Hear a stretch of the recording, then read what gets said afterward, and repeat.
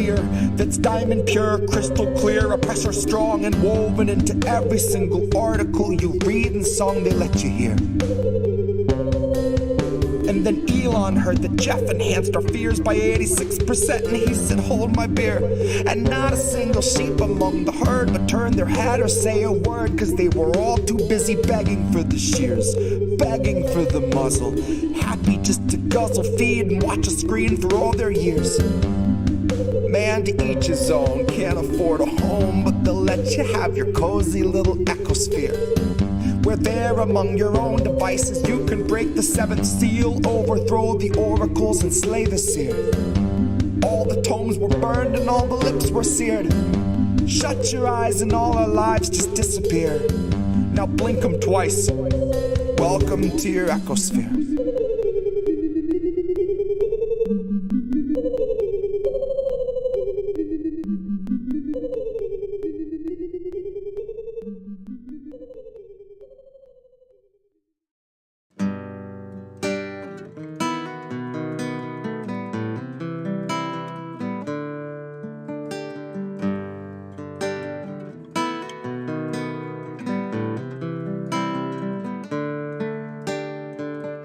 They'll gladly pay you by the hour for a minute or so, so you can sign off on the towers where they'll piss on your home.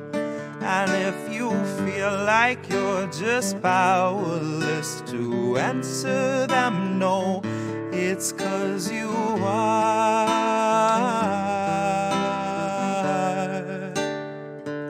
They'll gladly pay you by the hour for a minute or so, so you can sign off on the towers where they'll piss on your home.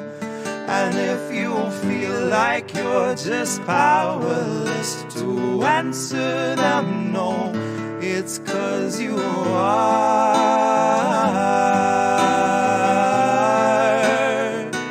It's 'cause you are.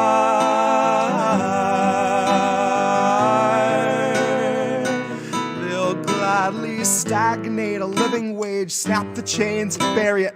Labor slaves in rusty cages dragged behind a chariot, led by Mr. Racial Jungle, Joseph R. Iscariot, fighting over scraps as they barrage us all with variants and BuzzFeed clickbait, straight until we're paralyzed, trying to distract us from the concentration camps that Joe had swore he'd close but only chose to amplify, where they got 50-something kids in cages made for 5 to occupy.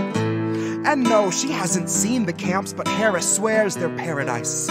She tells us the facilities are safe, and that right down to the women, they are regularly sterilized. Then she throws her head back and she proceeds to laugh, that sort of heartless cackle you'd expect from someone working steadfastly on behalf of the virus and a Congress full of parasites. And where was I?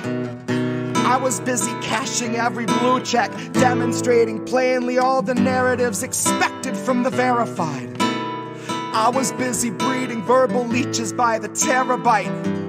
Train them to exsanguinate the wealthy while they sleep at night. Bleed the oil barons dry and barren, say they showed us how to share and now we share alike.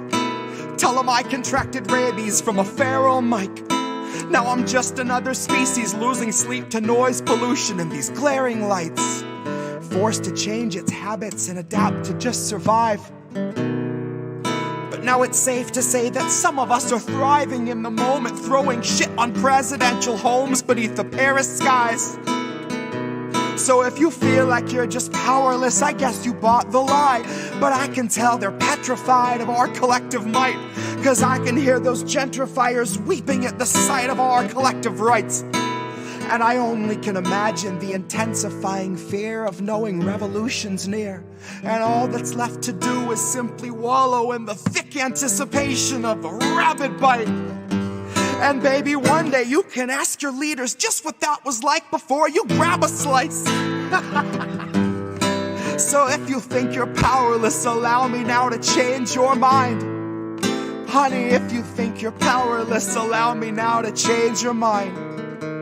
See, they'll pay you hourly, tax each apart and build a shining tower out of loopholes and cards and tell you that you're powerless to keep you in the dark because you aren't, because we aren't. You see, they'll pay you hourly, tax them each apart and make you build a shining tower out of loopholes and cards where they'll tell you that you're powerless to keep you in the dark because you aren't, because we aren't.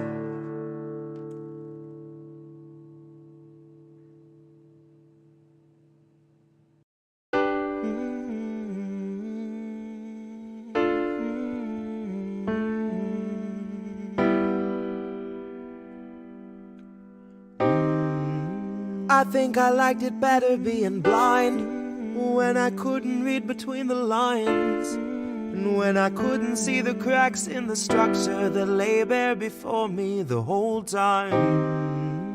I think I liked it better back when I suspended disbelief and swallowed pride. I thought I knew the difference in the red from the blue, but they both bleed us so dry. They both bleed us so dry. My favorite songs don't hit the same way. I get to the end of a 4-minute track and I'm only looking back thinking, what did they actually say? So I try to sit down with my wife and watch TV, but I just see propaganda elevating the police in the simplest of sitcom banter, and tiny little altars full of offerings to corporate masters in every well-planned wide pan shot of the name brand stocking up the pantry. Pull back one long tracking shot out to the garage to the logo on the Camry. Nice tight shot of the Camry, close-up view of the Camry, slow pan up on the Camry, long slow zoom to the unmoving human who's up in the front with the tube pumping fumes to him straight from the back of the Camry.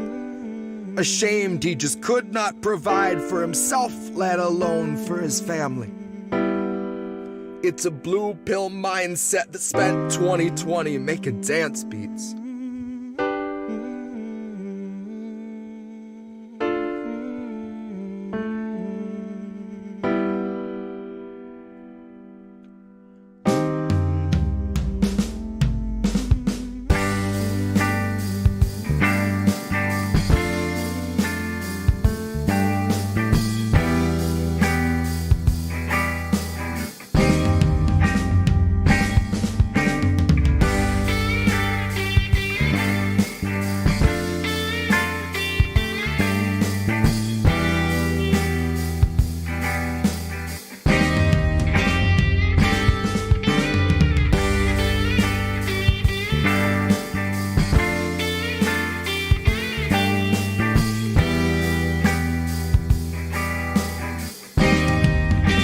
I think I liked it better being blind, when I couldn't read between the lines, and when I couldn't see the cracks in the structure that lay bare before me the whole time.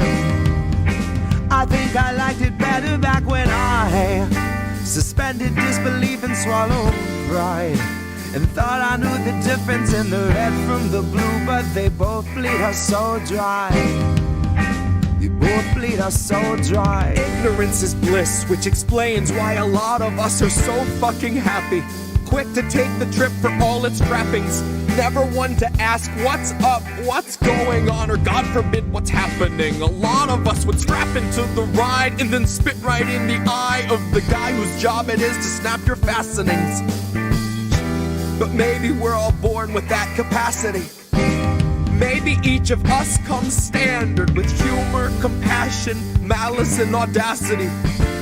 Some of us are blind to the system, but some see it fine and say this is how it has to be. Some of us can stare wide-eyed at a nationwide human catastrophe and only offer platitudes and recipes. And I wish that I could tell myself that nothing's worth obsessing past my everyday necessities. I wish that I could cry fake news over anything that threatened me, tune out our abuses and consume a little levity. Wish that I could offer up my son a smoother destiny. Wish I had some better lessons for how best to answer questions for the things I've been perpetually questioning. But I'm too busy looking at our leaders, wondering what I might be missing from their messaging. Trying to find the reasoning to let 250,000 people meet an early reckoning. And even though I know the truth, it's hard to swallow something that's so little.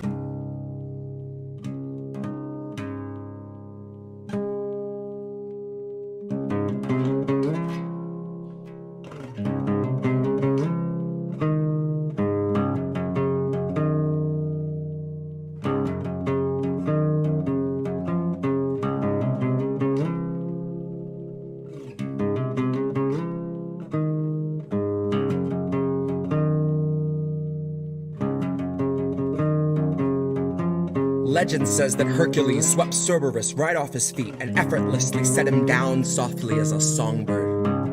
Atlas kept the world upon his back and every day wondered whether he could stand it any longer. And Reade came out to say the man they tried to label the Messiah of morality was really just another rapist.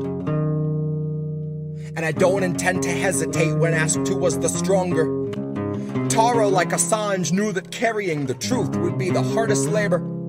Tara knew that her assailant wasn't gonna make us any safer, and knew he's just the type of man to hand a decent foreign leader US printed walking papers, and knew he'd be relentless and aggressive in the war he'd wage upon her very character, that his attempts to weaken and degrade and embarrass her would be her only compensation.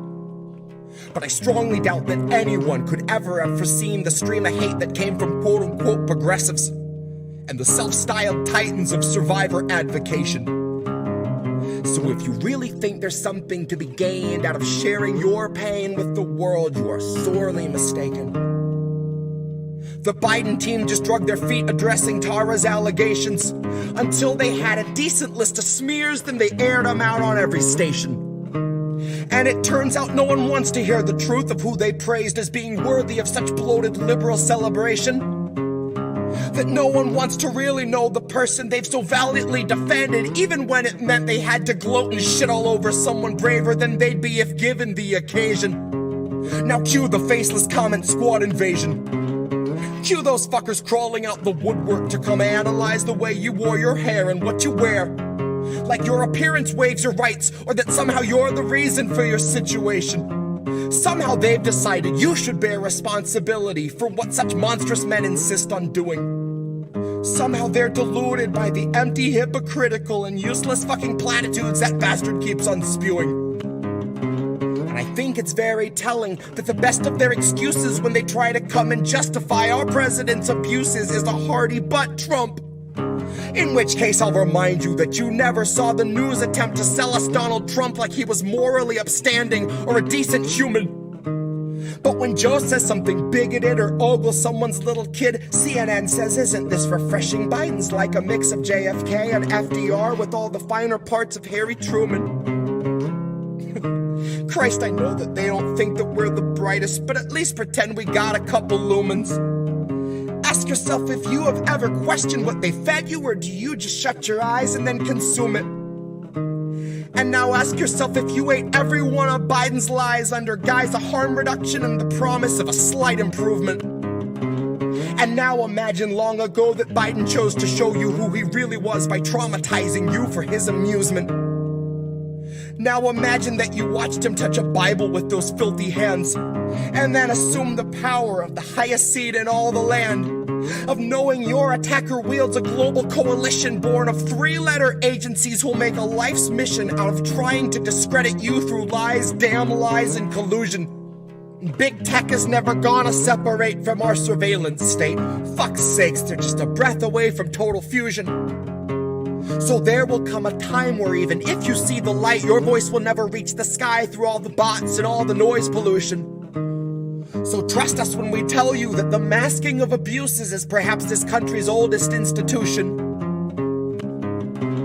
And I know nothing nobler than facing it in honor of the truth.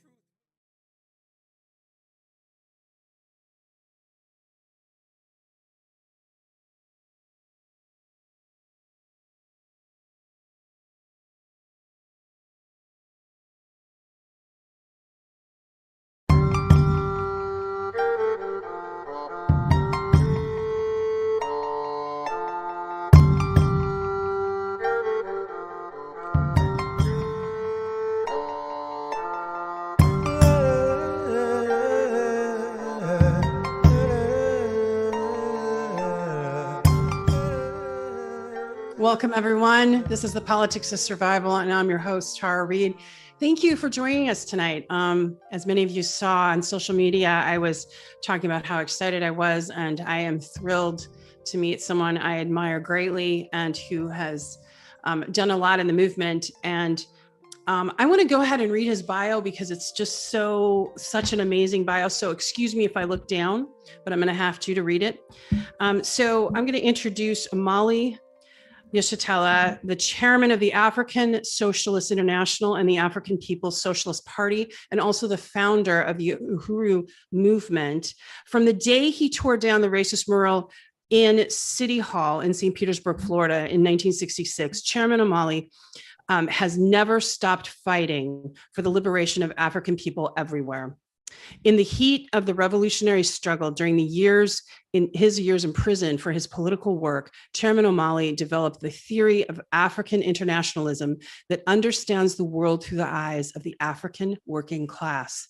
In 1968, Chairman founded The Burning Spear, a newspaper which is still published today, with numerous articles, pamphlets, and books. He has led countless campaigns in the name of the African working class, including Community Control of Housing Initiative that won 22,000 votes in Oakland, California in 1984, 1984, and the campaign that freed Desi Woods, an African woman imprisoned for killing a white attempted rapist with his own gun. In 1996, the chairman mobilized a community to fight back following the rebellion sparked by the police murder of 17-year-old Tyron Lewis in St. Petersburg, Florida.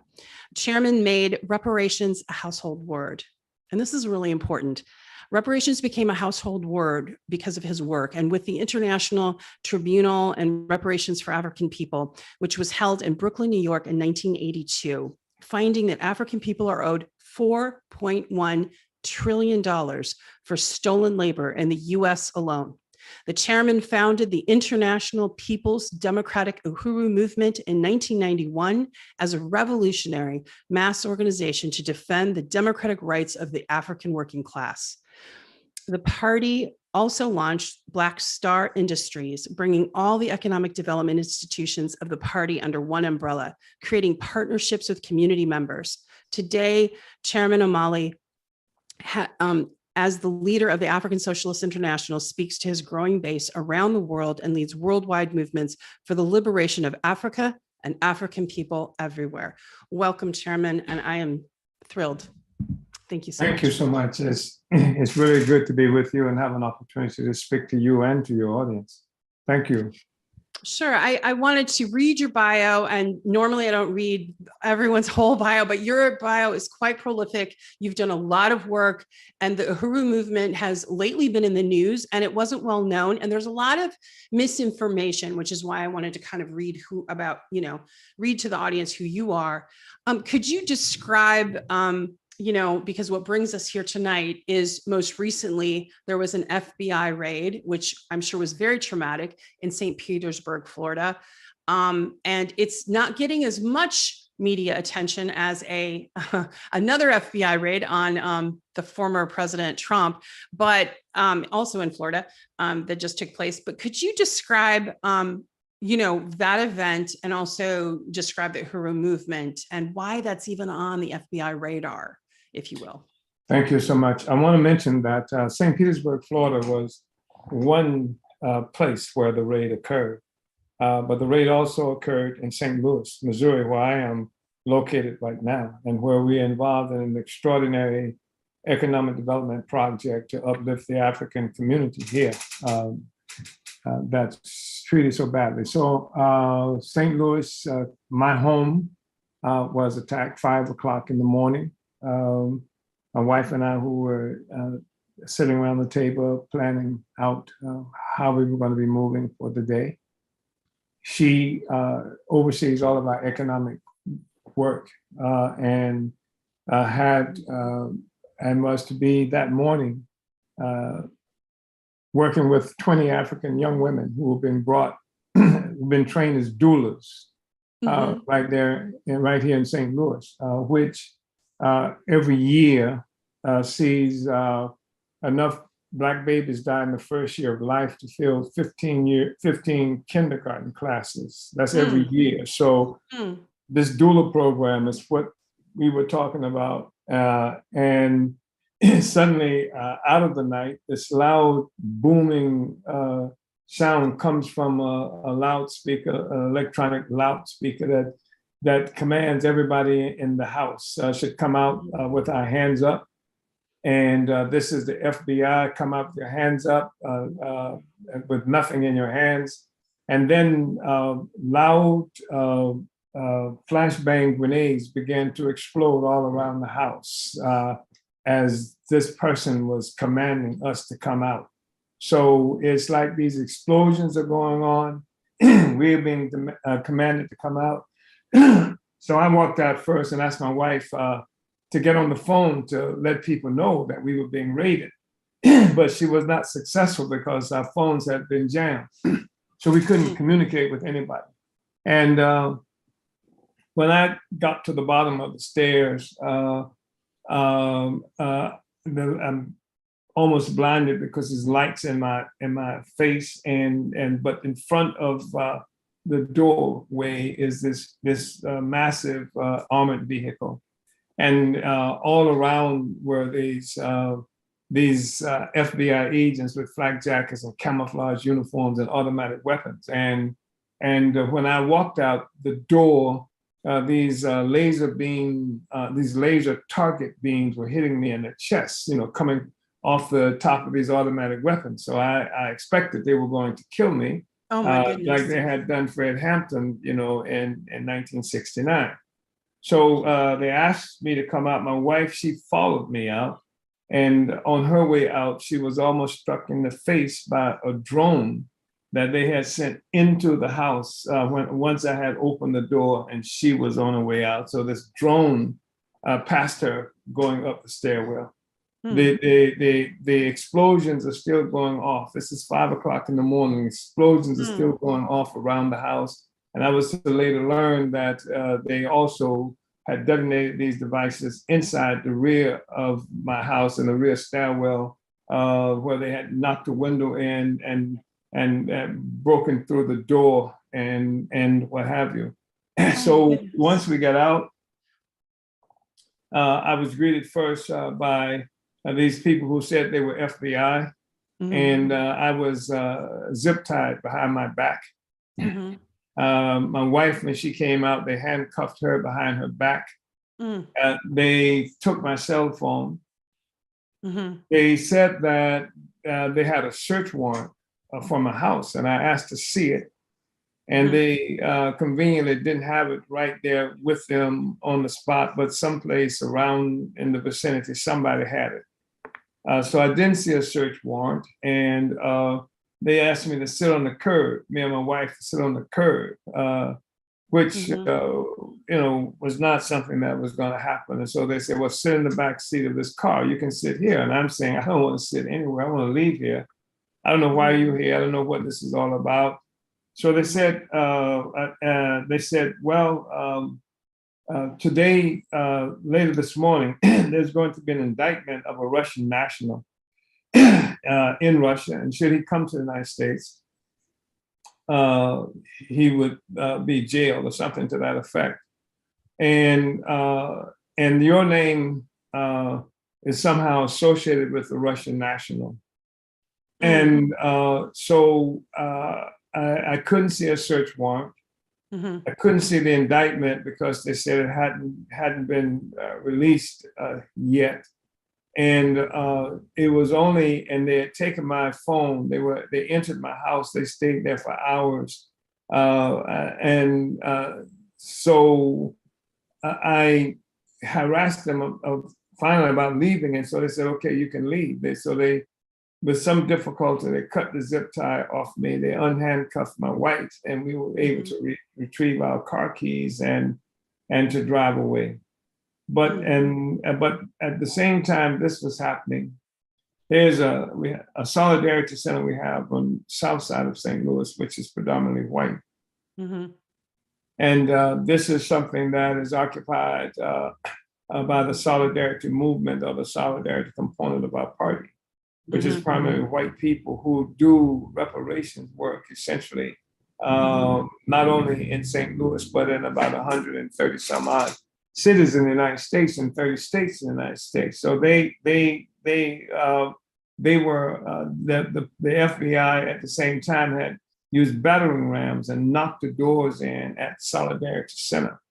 Okay. There were two members of the Solidarity Movement who lived in an apartment upstairs, and the police went there, held them at handcuffs at gunpoint and what have you. And while they went through searching, they stayed there for 9 hours. Then they went, at the same time, there are two other members of the Solidarity Movement who lived in South St. Louis. They went to their home. They knocked the doors in and what have you. They took all the electronic devices that they found there. Same time in St. Petersburg, Florida, which would have been 6 a.m. They used battering rams and they knocked in the doors. I mean, these are scores of agents. This is not a couple of guys, with a search warrant. These are scores of agents and in camouflage. And in St. Petersburg, and in St. Louis also, the local police was involved. Same thing was true in St. Petersburg. So they used battering rams, knocked down the doors. We have a radio station there. They took us off the air for a while. And they occupied that building for hours. They stole their financial records. They stole recording devices, communications devices, and what have you. Just bunches of stuff like that. Mm-hmm. And they went to the residence of the young woman who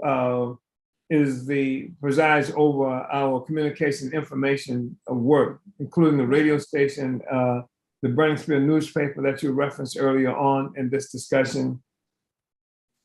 The police knocked on her door and told her someone was breaking into her car.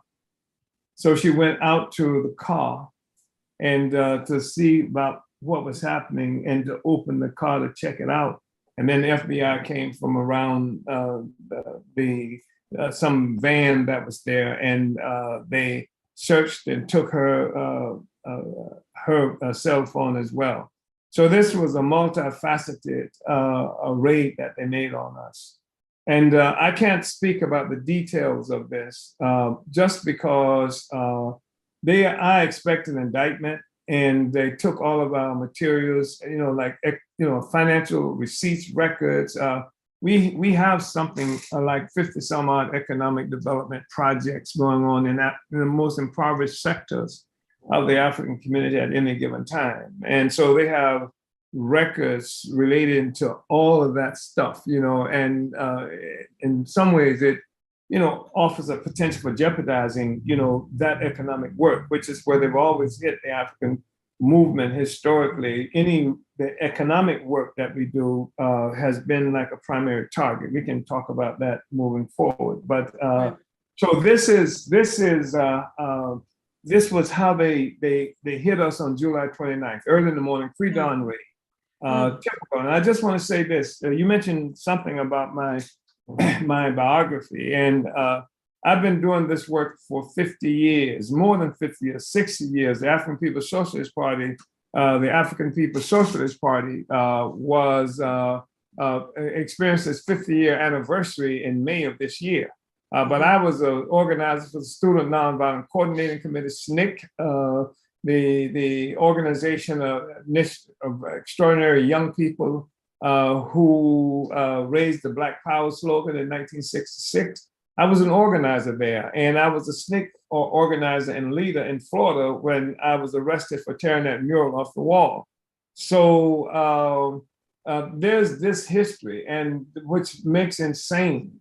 There's some kind of suggestion, as has been made by the kind of charges that's alleged against us, that we are in the employ of Russia. Because we raised up the issue of what did they say, of genocide against African people.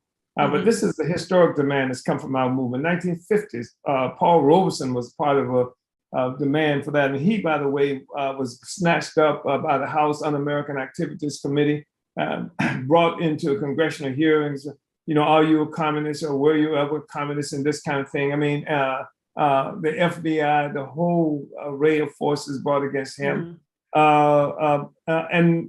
This whole genocide in 1982, our party organized the first tribunal on reparations for African people in the world that's ever happened in history, to make the reparations question, like as we said at the time, we wanted to make it a household word. And we held that tribunal based on international law. And one component of that law was the actual United Nations Convention on the Prevention and Punishment of the Crime of Genocide that the United States had not even ratified at that time. That was in 1982, 40 years ago, that we did that. And so this thing about somehow the Russians got us to do this, and that we engaged in political work, electoral work. And so since we were doing electoral work, then the Russians paid for that too. And the Russians are responsible somehow for the electoral work that we do. And they're using us, these groups like us, and specifically us, in order to raise issues and questions that would embarrass the United States in the service of Russia, or something to that effect. I mean, the charges, are just extraordinary, and so extraordinary. It's like the big lie. You tell the big lie, and it's a political assault that was made on us, and they've used the power of the law to carry it out, and that's quite part of the history. And either that or jailings and assassination. And so we anticipated all of that, especially on the 29th of July. So that's what we expected, all of that, and as things were happening, and it's still not finished. And that's something that really must be understood by everybody. There's a severe crisis that's happening in this country and much of the world.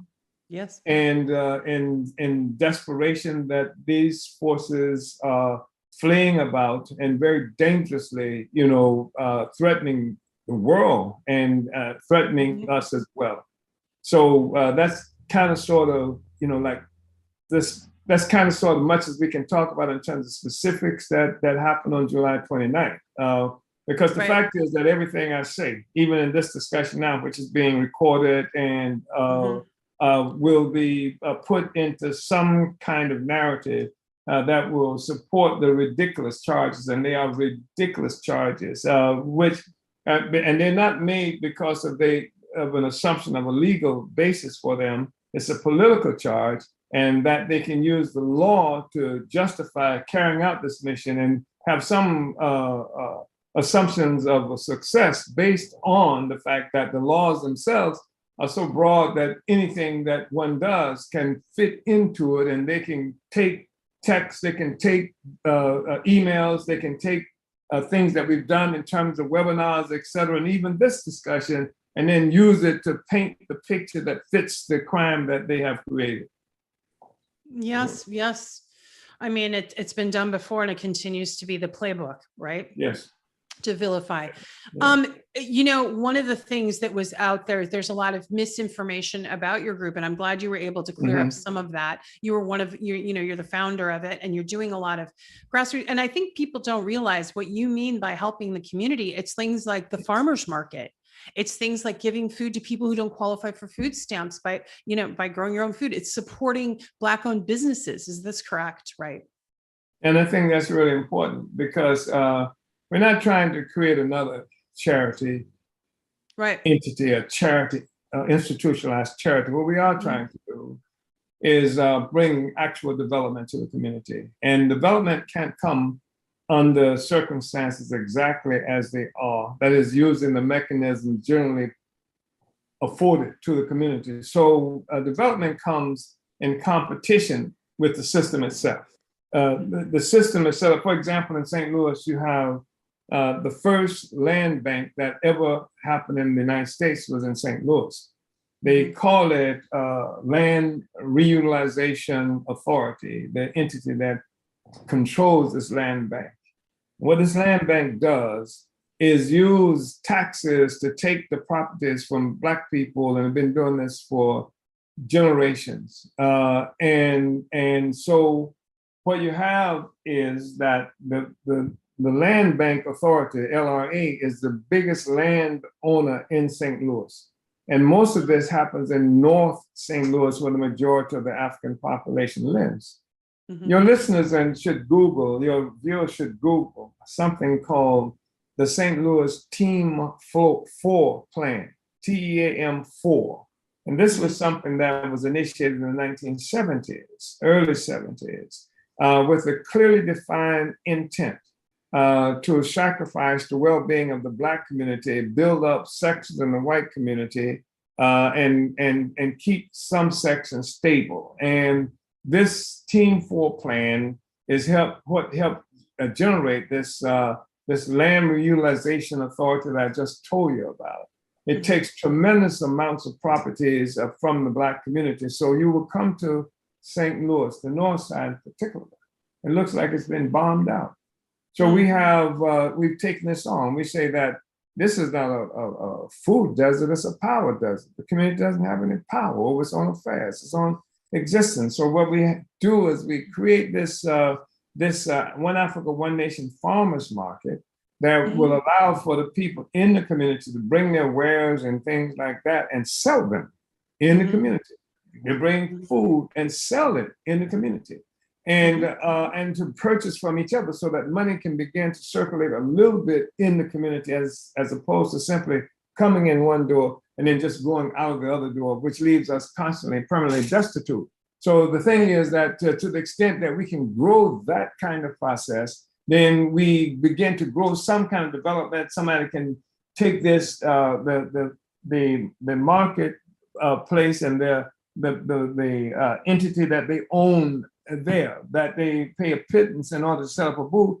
This can function as an incubator for the development of that business. So that business that's selling hula hoops that they make, or that business that's selling pickles that they've jarred and et cetera, starting off right there, selling inside the community, they learn how to do it.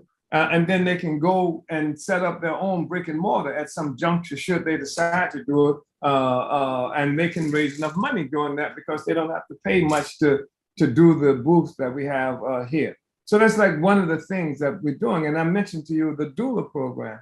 We just trained something like 20 young African women to be doulas. I told you the conditions with African babies there. There's no money in there for us. The fact is that these women now can affect the safe births for African women and children here in St. Louis. That we saw the children on another sector, impoverished sector of the community, as always happened in our community. They're playing basketball, makeshift basketball in the streets. So we raised the money ourselves. The city didn't do it, the government. We raised, and reparations payment coming from some white people. We raised more than $100,000 to put a basketball court down. It's a first-rate basketball court. It's going to have bleachers. It's already done in terms of the backboards and stuff like that, but fencing around, a beautiful basketball court. I mean, so we do actual development, and the community is able to have another view of itself different from that which is imposed on it from outside forces who control the economy and the politics of our community. That's kind of sort of the stuff that we've done here, and we've done it in other places, like in St. Petersburg, Florida. No Black radio station there, we put it there, for the community and what have you. And it's a nonprofit radio station, so it's not making money, like that. So it's for the community, and people can anticipate learning how to do radio because it's their young people. They can learn how to do radio and other things, and also how to produce shows. That's amazing. So it sounds to me like you're giving your community, well, it's providing dignity, right? Like, it is. And that's what workers we are all being robbed of our dignity. It is. And that's allowing because there's this movement now of criminalizing hopelessness. That's the photo up there. That's the young woman Akila Nai who who was robbed of her phone. She's in St. Petersburg, Florida, who's over the newspaper. And, let's run that. Reef, do you want to run that video really quick? It's a short clip, I think. Intervention in the elections. They say it's an undemocratic process. What does the U.S. know about genuine democracy when it takes the ability for African people to feed, clothe, and house ourselves on a daily basis? You want to talk about destabilization? Talk to Nicaragua, talk to Venezuela, talk to Cuba, talk to Russia, and ask about undemocratic processes. That's what we're engaged in right now. And they are attempting to attack this organization. They are attempting to isolate the Black Power movement. That's what they are attempting to do. And we can have relationships with whoever we want. See, whoever we see fit possible to make this revolution possible, we will have a relationship with them. If you are working with the Russian government, were you not concerned at all that the U.S. is working with every colonial government in the world, and nobody is saying a damn thing about what the U.S. is doing in Africa. What they don't raid the homes and ask white people any questions after they come back from Israel, where they're murdering Palestinian people every single day. They don't flash bomb their homes. They don't send the police there, even though they went into international waters in a place where they are killing Palestinians on a daily basis. Nobody is asking them any questions about their affiliation. The U.S. is affiliated with all the undemocratic forces around the world attempting to oppress African and other colonized people. Why not? Yes or no? Did you accept Russian money as part of your... You are trying to make this discussion about something that it is not. You want to know what this real problem is about? If you are genuinely interested to know what this situation is about, not live in fancy land about whether or not I accepted money from Russians, this is real. Not the way you want to see it, not the way you want to control the narrative. What I'm talking about right now is that they're using Russia as a part of a propaganda tool against the people to turn you away, to win, first of all, win your unity with the U.S. government. The U.S. government has no ability to answer any of your questions. None. It can't solve any of your problems, and they tell you that it's Russia's fault. Russia is not in your community causing you to starve. Russia is not in your community pushing you out. Russia is not the St. Pete Police Department that killed Tyronn Lewis in 1996. It was not Russia. It was the U.S. government that did that. Thank you. Yeah. Powerful. That's Akile Anai. And like I said, she's over all of our information and production and distribution in St. Petersburg at our headquarters there in Florida. And I'm glad she didn't allow them to steer away the narrative, right. and keep it around what happened, right, and the injustice. Right. So let me say, go ahead. No, you go ahead. No, you go ahead. Yeah, I just think it's really important. You asked some things about us, the African People's Socialist Party, and the Uhuru Movement. Mm-hmm. Where we're bigger than just our presence in St. Louis and in St. Petersburg, Florida, and in Missouri and Florida, and bigger in the United States. We are in the Caribbean. And we are in Africa in a very serious way, doing political work there. We are all over Europe, in the African communities in Europe and what have you. And I think that it's important to say that we come from a particular tendency of the African liberation movement going all the way back to Marcus Garvey. And that recognizes that African people be one people globally. And that we have been forcibly dispersed around the world through the whole process of colonial slavery that built the entire economic system that exploits and oppresses everybody around the world. It is what Karl Marx referred to as the primitive accumulation of capital that was the starting point, that he said constituted turning Africa into a warren for the commercial hunting of black skins. And he said how what he characterized as wage slavery in Europe, requiring as a pedestal slavery pure and simple in what he called the New World. And this is the origin of this whole capitalist system. He referred to this primitive accumulation of capital.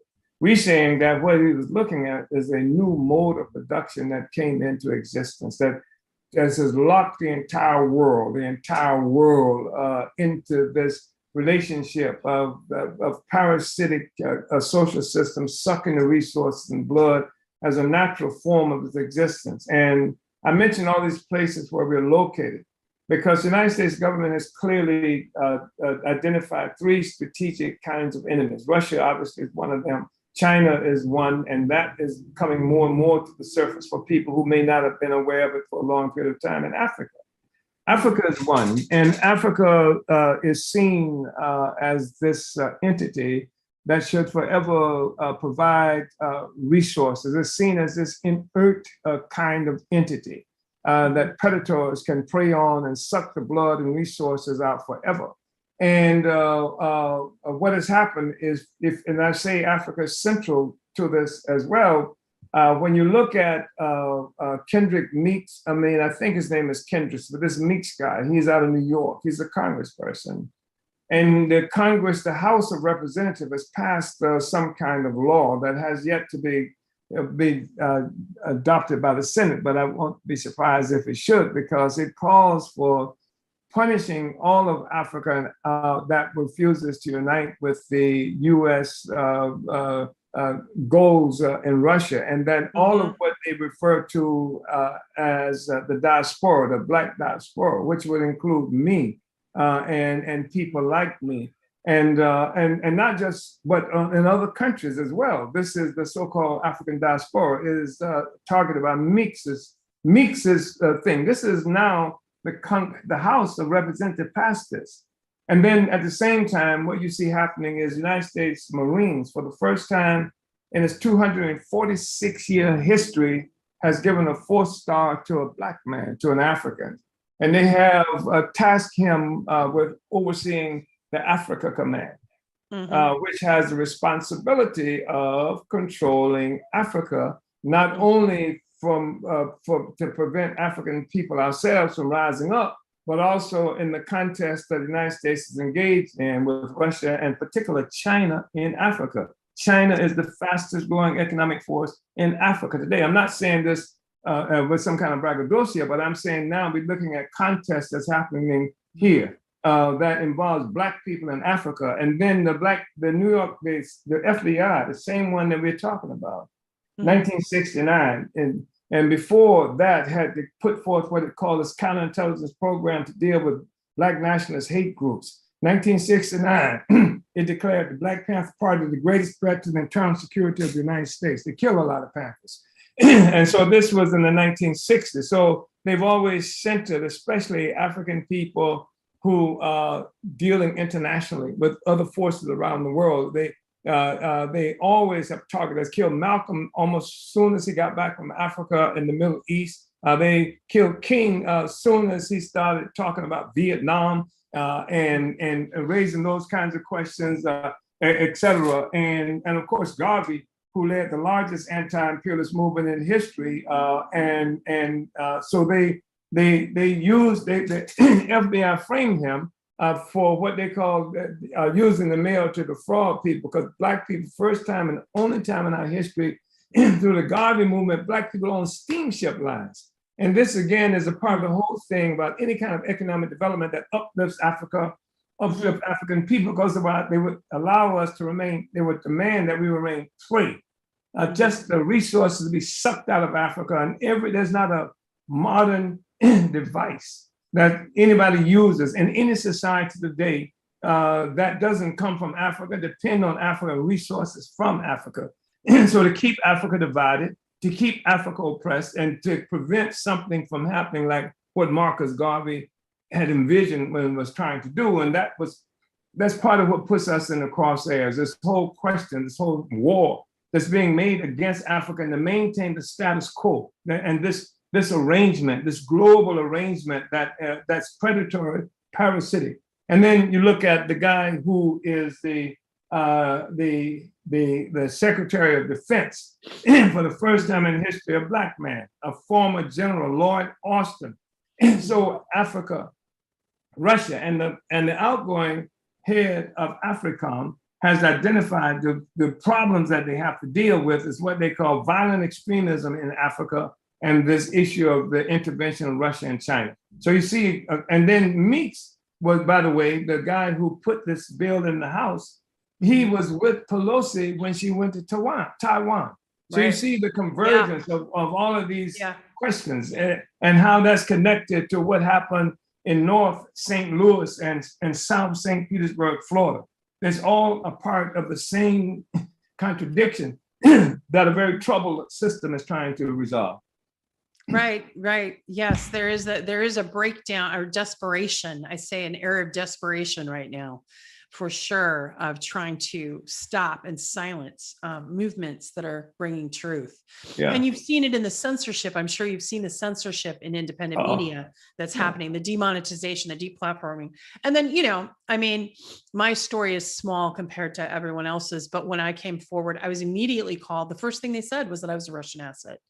I grew up, I was born in California and grew up on a farm in Wisconsin. My great grandmother was in the suffragette movement. You know what I mean? Like I'm not Russian, and I don't know where that came from, but that's the go-to for anything, to try to villainize, to try to marginalize, to try to silence, to try to suppress, and to try to give an excuse to use, things like the Espionage Act, like what they're doing to Julian Assange, who's Australian, who's not even American. Yeah. And who embarrassed the empire because he exposed the war crimes, and he did his job as a journalist, actually. Yeah. And for that, we're watching a slow motion execution, play out. And so it's the system is truly broken. And what moved me about the Uhuru movement and what you're doing is those things of trying to uplift and build. You're not tearing down, you're building up, because people can use the rhetoric of revolution, but if there's nothing to go to, then nothing to build, then you're just going back into another oppressive system. No revolution, no movement that can't predict the future for the oppressed is a revolutionary movement. And just to be able to make a complaint, that's not enough to make you revolutionary. And as quiet as it's kept, when we got people who make brilliant complaints, I see them all the time. They make magnificent, brilliant complaints. But what was Marx says, that philosophers have only interpret the world. The task is to change it. And so that's the thing that has to happen. And in any genuine revolutionary movement, when you talk about negating this system, it's not just a matter of saying no. Its negation really means no because of this development that we are bringing forth. It's not just saying no. It's saying no to the past and yes to a future that's definable. Yes. Very good. Very good. Reef, I wanted to check in with you to see, I know that people are commenting and have questions. So is there anything that you'd like to ask the chairman? That's yes, ma'am. INN member. We have a lot. Whoa, INN member Colin has. How would you define organization, and what does organization look like in your opinion? How do you define organization? Well, I don't know if all organizations look the same. We have a particular form of organization that, frankly, was influenced by a man named Vladimir Lenin, who happened to be Russian, which this government would be opposed to, the existing Russian government. And it's based on certain organizational principles. And it presupposes that the people have come together around some basic principles, and that they have established principles and methodology through which they would carry out the aims that they've established collectively for themselves. And I don't have some kind of academic explanation of organization. I don't have academic. I can't. Yeah. That's anything else you got there, Reef? Not yet. I'll wait for some more to come in. Okay, you've got a lot of comments, though. I will say that it is the only weapon that the people have. It is the means by which people can come together collectively and have unity of will and of action.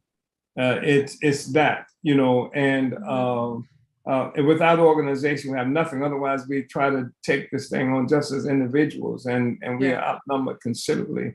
And they come in the night with various kinds of forces and a great capacity of organization. The weakness of the working class, of the exploited and oppressed and colonized people of the world, a critical aspect of that is organization, the lack of organization. So, it's a fundamental question. It's a fundamental issue. One more question. What advice do you have for someone new to Black August? Ask Yeeper 99. If you have anything to add on that. Well, Black August is something that's become really important in part because of the experience of African people who are being imprisoned. And the Black August movement revolves around just the historical significance of August. And Marcus Garvey was born in August. George Jackson and Jonathan Jackson were killed in August. And these were George Jackson, of course, revolutionary, became a revolutionary while in prison. His brother was killed in not Alameda, but was killed there in California, trying to free him.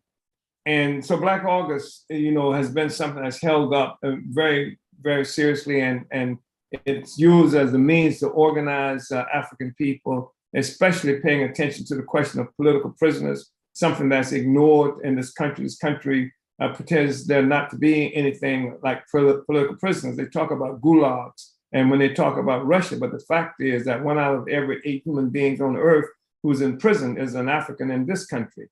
And so there are more African people in prison in the United States than there are people in some countries in Africa. So there's a lot of attention through Black August is given to that. And the thing I would say is to activists dealing with the issue of Black August is that you have to dig in around that question, especially around political prisoners and prisoners of war. But you have to also be able to connect that struggle to the larger struggle.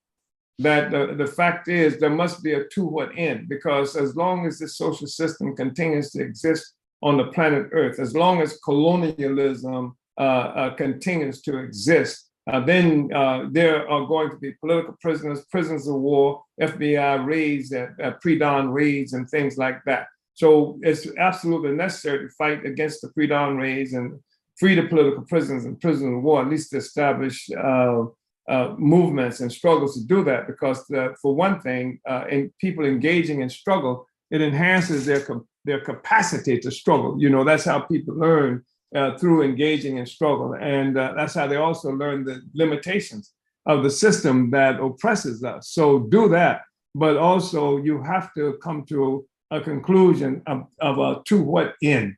What is it that we're fighting for ultimately? You've got to be able to be a part of a process that is engaged in destroying the past of colonialism and capitalism and oppression, and building a future of free human beings, free of bosses and workers and slaves and masters. That's the kind of world that we have to be in the process of constructing, and having some kind of science that informs what it is that how we carry that out.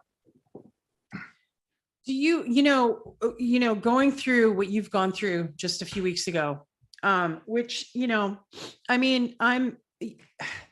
I admire the way that you've devoted your life to this activism, but you're at a point in your life where, I guess rest is far away, but, but how you've seen a lot. Like, is it getting worse, or is it our imagination that it's getting worse? Because it feels collectively like this country's getting worse, more fascist, more authoritative, or is that just that? No, the country is getting worse in terms of government, the social system. There's no doubt about that. Okay. But is it getting worse for the people? I say no.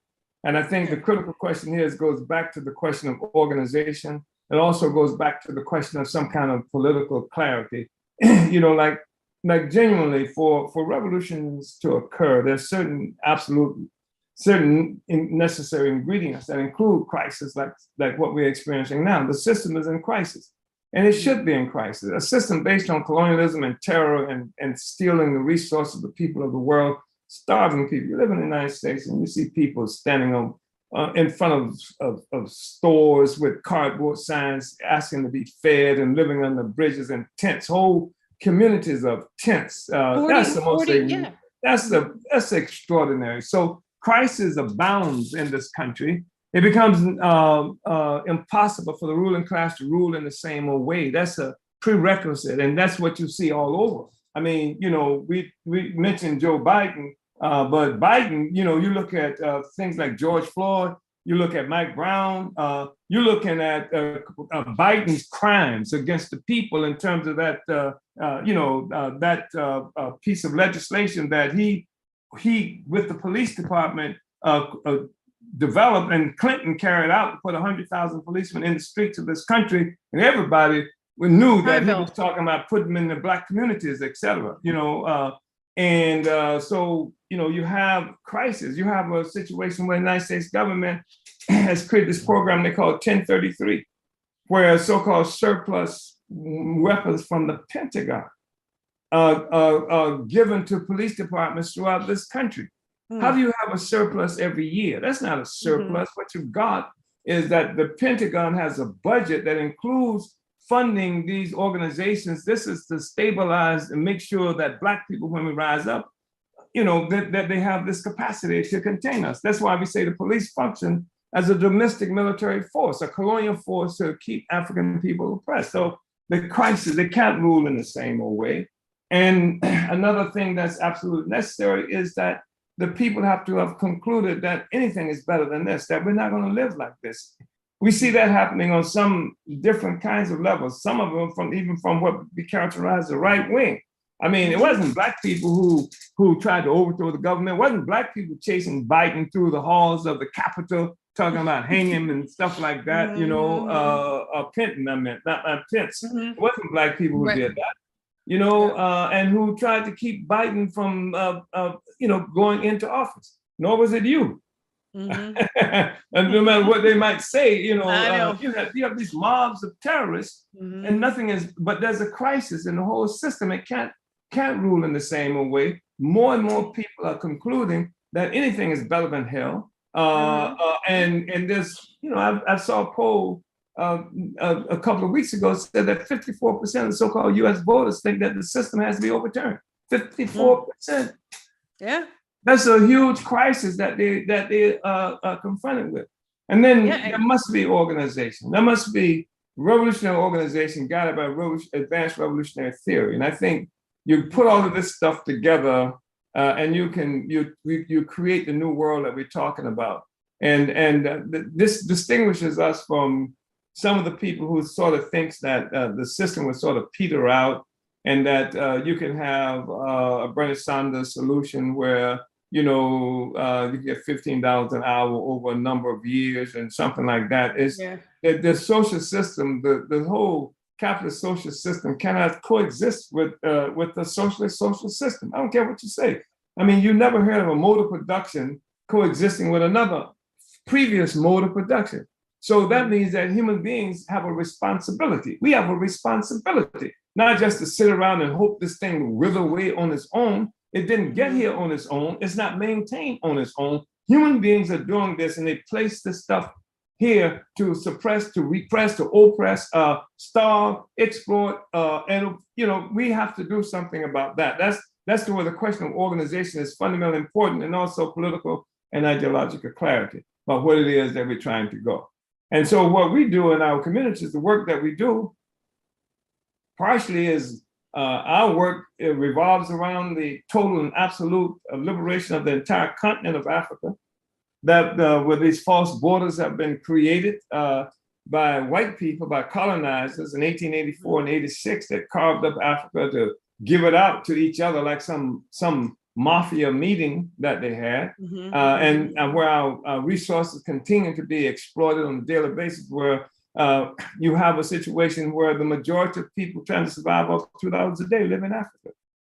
That's extraordinary when you consider the fact that modern economies could not suffice, couldn't exist. I mean, Steve Jobs is who he is because of the coltan that came from Africa that caused millions and millions and millions of lives, even today. So, it's a tremendous resource, but it's not even accessible to African people. And that's the thing, that's the status quo that has to be challenged. It has to be changed. It has to be transformed. And that's the work that we are committed to doing. Africa must be free, and African people must be free. And so even in the process of doing that, we're escaping from the definitions that have been imposed on us by those who have enslaved us. And for the longest period of time, It's the oppressor. It's the colonizer who's been the subjects of history, and the rest of us have been objects of history.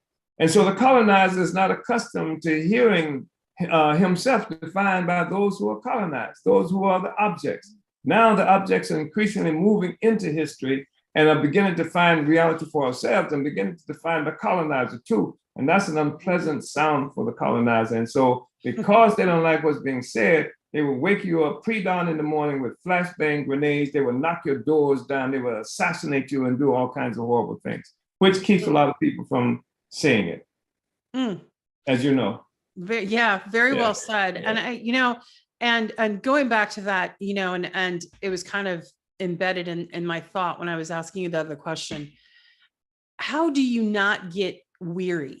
Because it feels like we make steps forward for the working class. We make things happen that are good, and then they get torn apart by the ruling class. What is your inspiration, and how do you keep going? Because I understand the system. I see it's the system that's in trouble. Why the hell would they be? Listen, you should see the community I live in. They're in West, they're in Redbud Avenue. Why in the hell would the United States government be spending all these resources with flashbang grenades? It's they who are in a state of desperation and weakness. The working class and the colonized people suffer from a lack of organization and somehow ideological and theoretical clarity, which is one of the reasons the African People's Socialist Party was attacked. But it is they who are suffering, and they have competition now that you never had, not only from the oppressed, but from China, from Russia, all these other forces, from Venezuela that can refuse to get on their knees, from Nicaragua, from the Taliban who beat them, yet they're starving today by keeping Taliban's the people's own money, keeping the Afghans' own money that's stuck in their system and what have you. So it's a whole new day. It is they who, look at Biden slithering over to Saudi Arabia to fist bump somebody he said that he was going to treat like a pariah forever. Right. Of course you are. That's not strength.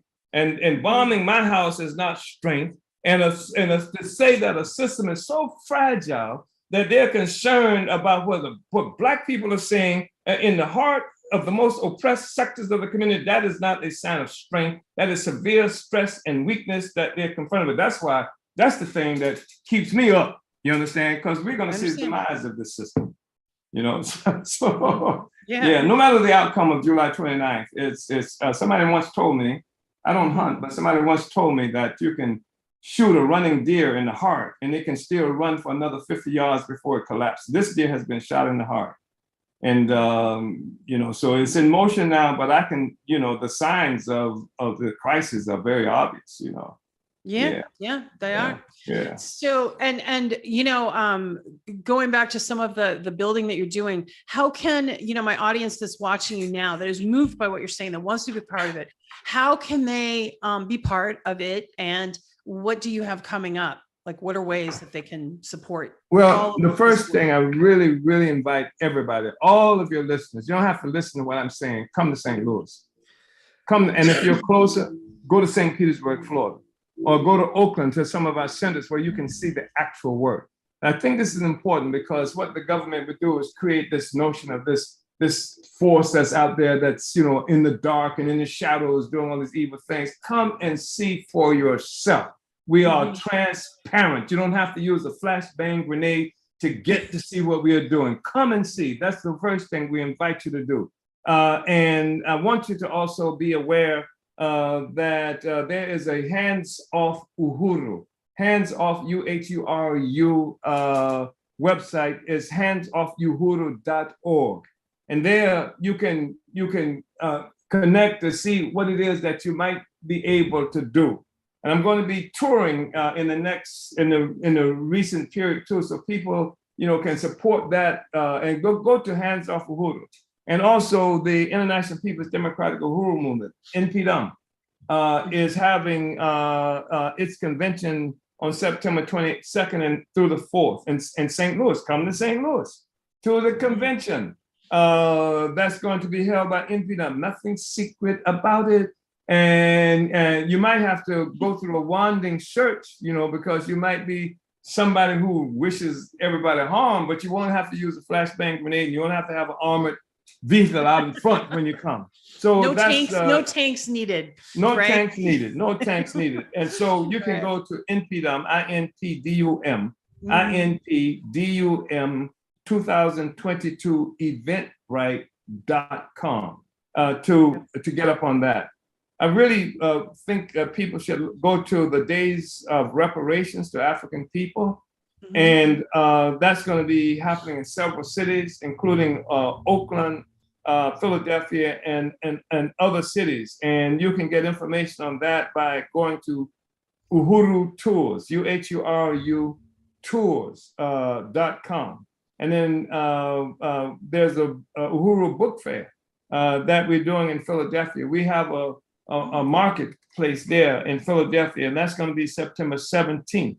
And you can go to apspuhuru.org, apspuhuru.org, or visit Uhuru Tours for that as well. And finally, the 14th annual march that on the White House that's done by the Black Hispanic Coalition for Social Justice, Peace and Reparations will be occurring on November 5th and 6th. And all the things that I'm mentioning now will be highlighting this thing that happened on the 29th and trying to anticipate how the people can move, should move, because in many ways, what just happened to us is sort of a light in the canary in the mine. So, so please look at all of that stuff. And in terms of the Black and our websites are being disrupted. I should mention that too right now. Oh, wow. So this whole thing about, especially around the annual Black People's March on the White House, November 5th and 6th, 2022, Washington, D.C. And you can go to blackisbackcoalition.org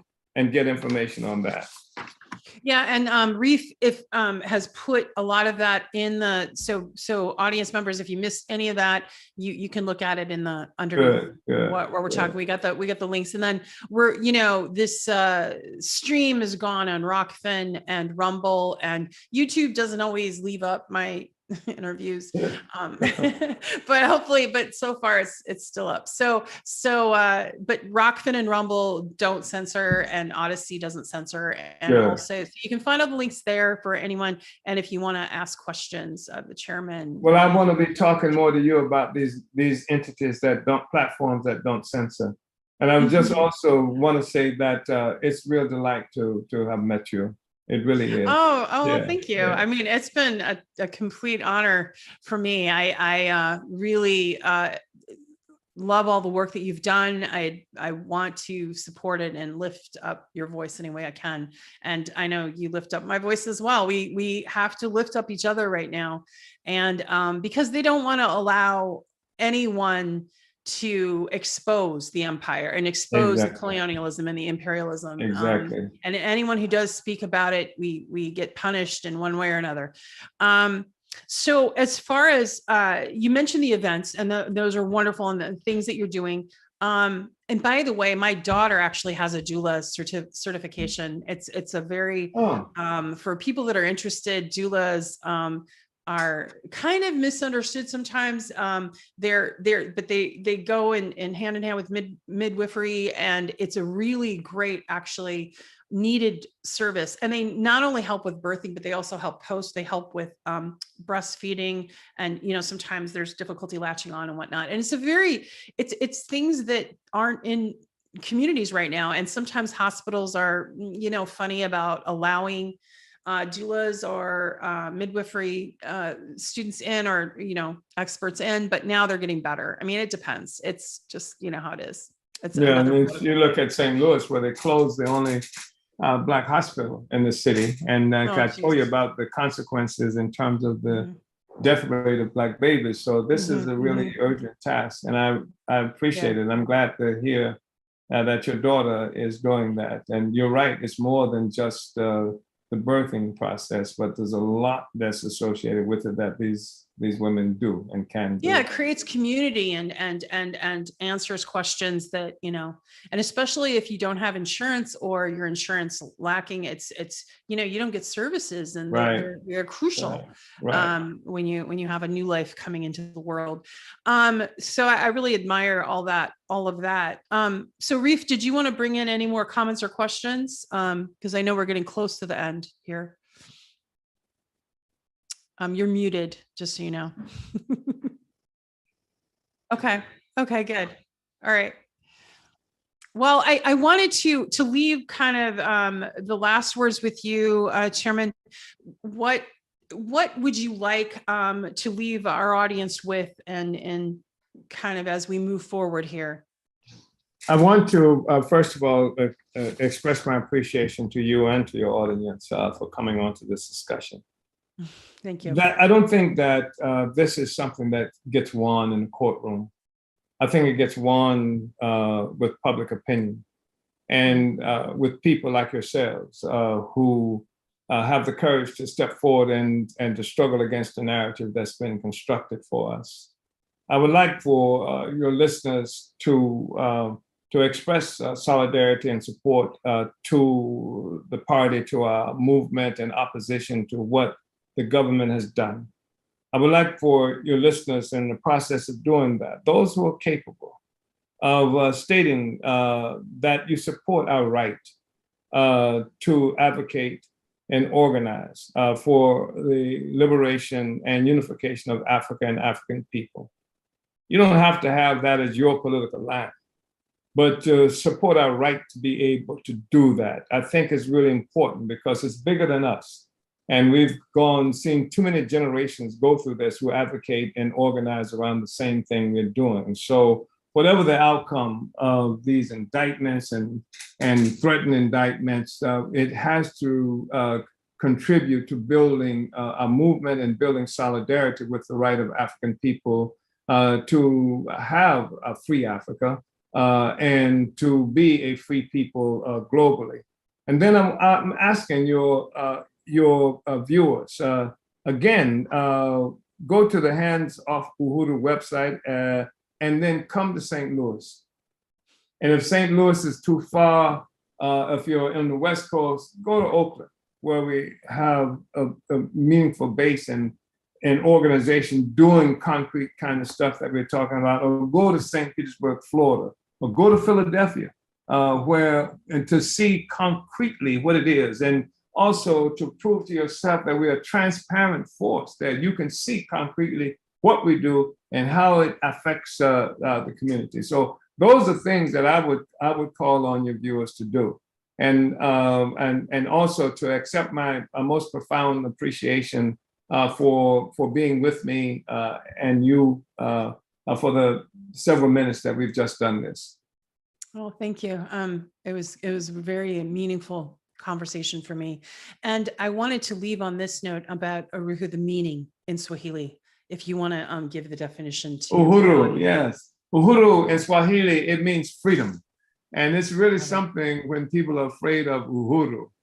It was a slogan demand that was put forth by the Kenyan Land Freedom Army that was called Mau Mau, who fought the British for freedom, for freeing our Kenya in East Africa. And so it is a slogan demand that's familiar inside sections of the movement, while it might not be that common. And people often refer to us as the Uhurus, and most often not knowing what the hell it means. But it means freedom in Kiswahili, yes. Well, there you have it. And on that note, Uhuru, and thank you so much. Much gratitude, Chairman. Hope I see you again soon. And to the audience who joined us, thank you so much. Look at the links, follow the movement, do what you can and participate, because we are going to create a new future and it's going to be better. This is. And if you know any lawyers. Oh, we'll lawyers. be talking more. Yeah. Oh, you need, and if you're a lawyer, yeah. If you're an attorney, yes. Contact, the organization, because I think there's might be some things coming down the pike for all of us, actually, but for them specifically, for the movement. So So there you have it. Have a good night, and thank you for joining us. Please do check out those links that are in the chat. All right. Right on. Yeah. Thank you, Tara. Thank you so much. Uhuru. Uhuru.